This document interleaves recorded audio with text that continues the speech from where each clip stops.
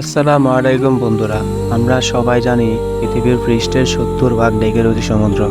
কিন্তু যদি বলি আমাদের পায়ের নিচে আছে একটি বিশাল সমুদ্র, যার পানি আমাদের দেখা সব সমুদ্রের থেকেও 3 গুণ বেশি, তাহলে কেমন লাগবে শুনে?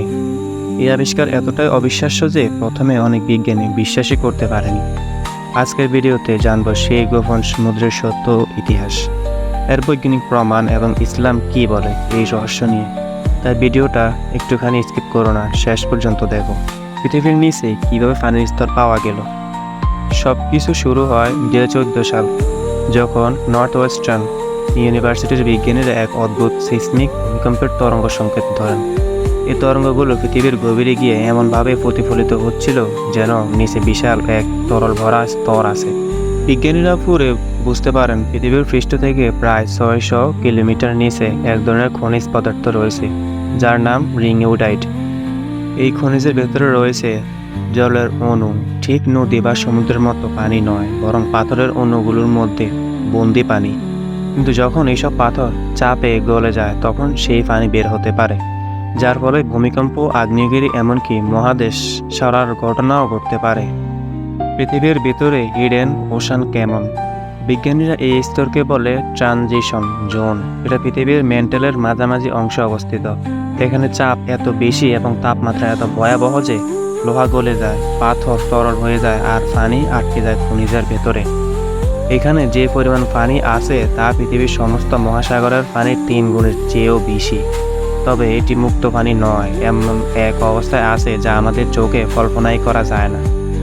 এটা যেন পৃথিবীর হৃদয়ের ভেতরে লুকানো এক বিশাল জলভাণ্ডার, যেখান থেকে পৃথিবীর পানিচক্র শুরু হয়েছিল কোটি কোটি বছর আগে, যাকে বলা হয় ওয়াটার সাইকেল।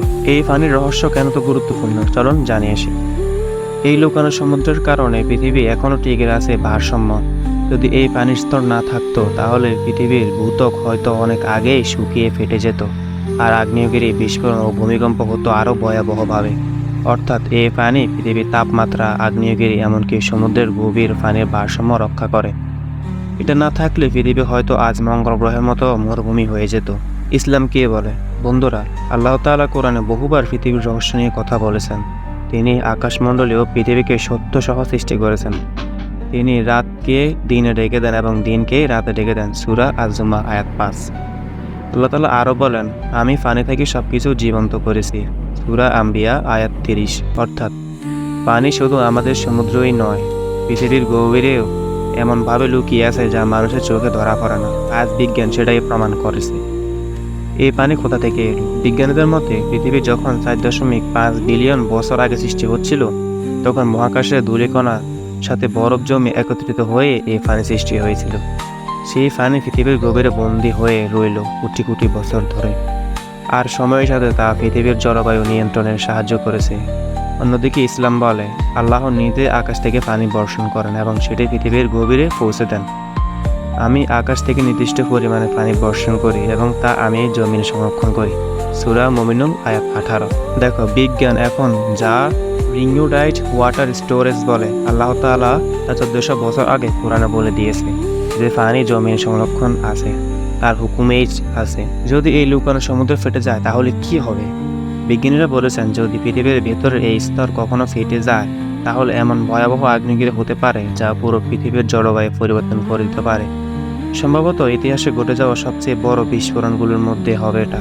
যেমন ইন্দোনেশিয়ার টোবা আগ্নেয়গিরি কারণও হতে পারে এই গভীর পানির স্তর। বন্ধুরা, পৃথিবীকে আমরা যতটা চিনি বাস্তবে সেটা তার অংশই অল্প। আমাদের পায়ের নিচে রয়েছে এমন রহস্য যা কখনো বিজ্ঞান পুরোপুরি বুঝে উঠতে পারেনি।